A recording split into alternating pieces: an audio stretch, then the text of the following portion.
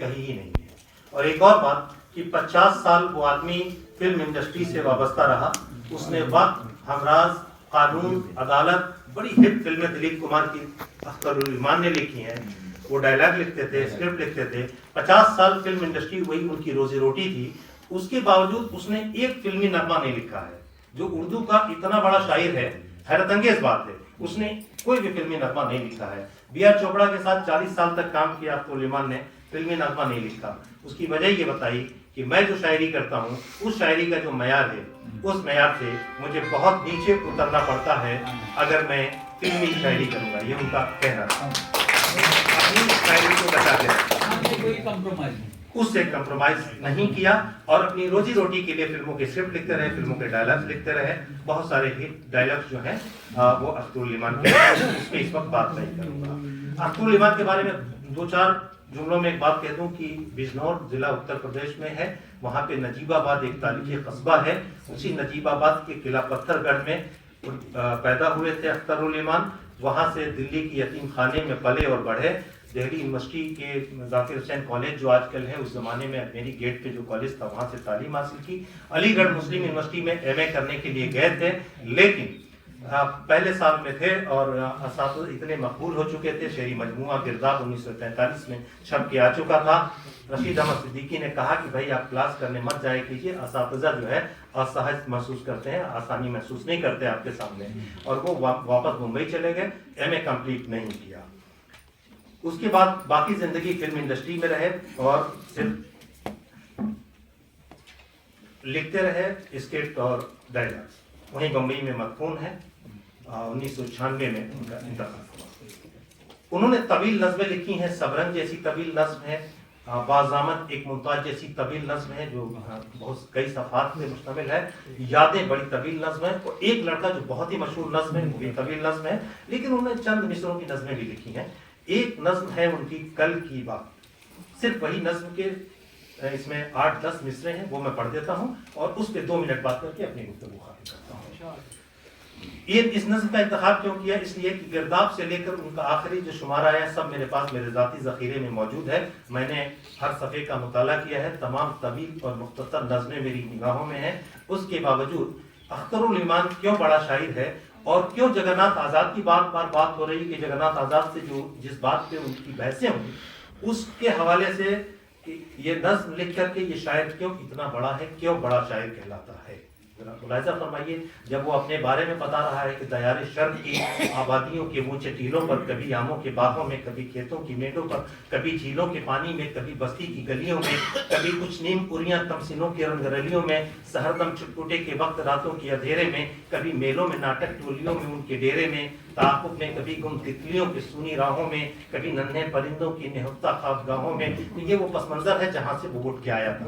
پھر اس کے بعد ہم اور آپ اپنی زندگی میں سمجھوتے کرتے ہیں. اس میں اس کا طنز ہے کہ معیشت دوسروں کے ہاتھ میں ہے، میرے قبضے میں جز ذہن رسا کچھ بھی نہیں، پھر بھی مگر مجھ کو خلوص عمر کے اتمام تک کے بوجھ اٹھانا ہے. عناصر منتشر ہو جانے، نبضیں ڈوب جانے تک، نوائے صبح ہو یا نالے شب، کچھ بھی گانا ہے. ظفر مندوں کے آگے رزق کی تحصیل کی خاطر کبھی اپنا ہی نغمہ ان کا کہہ کر مسکرانا ہے. پر کوئی نتیجہ ہو، اسے ایک کھوٹے سکے کی طرح سب کو دکھانا ہے. کبھی جب سوچتا ہوں اپنے بارے میں تو کہتا ہوں تو ایک آبلہ ہے جس کو آخر پھوٹ جانا ہے. غرض کرتا ہوں وعدے صبح گاہی کی طرح، لیکن سحر کی آرزو میں شب کا دامن تھامتا ہوں جب یہ لڑکا پوچھتا ہے اخترالایمان تم ہی ہو.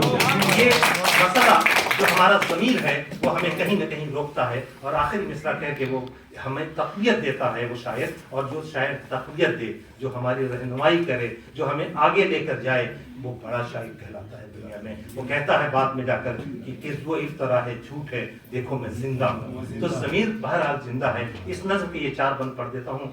ناظری صاحب سماعت فرمائیں گے کہ چھوٹی سی نظم ہے، آزادی کا پس منظر ہے. لیکن ایک اور بات کہہ دوں، 47 میں وہ تمام واقعات اخترالایمان نے دیکھے تھے. ان کی اہلیہ اس میں پھنسی ہوئی تھی ان دلی کے حادثات میں. لیکن نظم جو ہے 63 میں لکھی ہے یہ.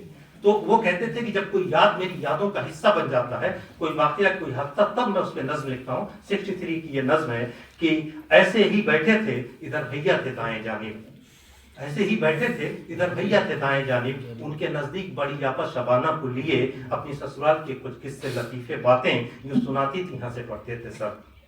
سامنے اماں وہیں کھولے پٹاری اپنی، منہ بھرے پان سے سمدھن کی انہی باتوں پر جھجلاتی تھیں، کبھی طنز سے کچھ کہتی تھیں۔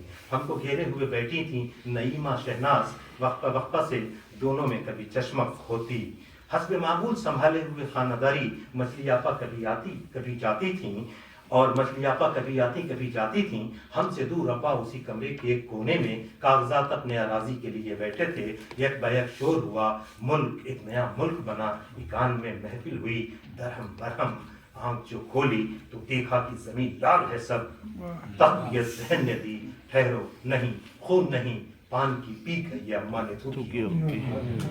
اب 1 منٹ صرف مجھے اور دے دیجئے، میں اپنی بات کہہ دیتا ہوں اور یہ اپنے اسٹوڈنٹس کو کہہ دیتا ہوں کہ بڑی شاعری کیا ہوتی ہے۔ دیکھیے اس میں ایک بیانیہ ہے، اس نظم کے اندر گھر کا ماحول ہے، اماں شاید بیٹھی ہیں، پان کی پٹاری سامنے ہے کھلا ہوا ہے، نعیمہ شہناز گھیرے ہوئے بیٹھی ہیں، مجلی آپا سنبھالے ہوئے خانہ داری۔ ایک اور بڑی بات ہے، بڑی آپا کی شادی ہو چکی ہے، اپنے بچی کے ساتھ آئی ہوئی ہیں، اپنے سسرال کے کچھ قصے لطیفے باتیں جو سناتی ہیں، ہنسے پڑھتے ہیں سبھی۔ ہم کو گھیرے ہوئے بیٹھی ہیں نعیمہ شہناز، وقفہ وقفہ سے دونوں میں کبھی چشمک ہوتی، حسب معمول سنبھالے ہوئے خانہ داری، مجلی آپا کبھی آتی کبھی جاتی ہیں۔ تو یہ سب گھر کا ماحول ہے، اماں پان کی پٹاری کھولے بیٹھی ہیں، ہم ابا لوگ ہمیشہ کمرے سے اس ماحول سے ذرا دور باہر کے ایک کمرے میں بیٹھ کاغذات اپنے اراضی کے لیے بیٹھے ہیں۔ ایک بیک شور ہوا، ملک ایک نیا ملک بنا، ایکان میں محفل ہوئی درہم برہم۔ آنکھ جو کھولی تو دیکھا کہ زمین لال ہے سب۔ دلی سے لے کے لاہور تک زمین لال ہے انسانی خون سے۔ نظم کو اگر یہاں ختم کر دیتا تو یہ بڑا شاعر نہیں تھا، یہ وہی معمولی شاعر ہے جو ہر دور میں پیدا ہوتے ہیں۔ کیوں؟ زمین لال ہے، واقعہ بیان کر دیا، لیکن جہاں سے وہ حوصلہ دیتا ہم کو جینے کا، ہمارے ساتھ کتنی بڑا سے بڑا حادثہ ہو جائے، کوئی واقعہ ہو جائے، بہرحال زندگی چلتی رہتی ہے، شو مسٹ گو آن جس کو کہتے ہیں۔ اس کے بعد وہ کہتا ہے، اور کیسے ہم اپنے آپ کو بہلا لیتے ہیں، کیسے شاعر بہلا لیتا ہے بعد میں کہ زمین لال ہے سب، تقویت ذہن نے دی، ٹھہرو نہیں خون نہیں، پان کی پیک ہے یہ اماں نے تھوکی ہوگی۔ جب ہم اس گھریلو پیغام میں مبتلا کر لیتے ہیں خود کو، یا انسانیت کر لیتی ہے، تبھی یہ زندگی کی رمق باقی رہتی ہے، ورنہ حالات تو ایسے نہیں ہیں کہ اس میں زندہ رہا جائے۔ یہی اسی لیے یہ بڑا شاعر ہے۔ بہت بہت شکریہ۔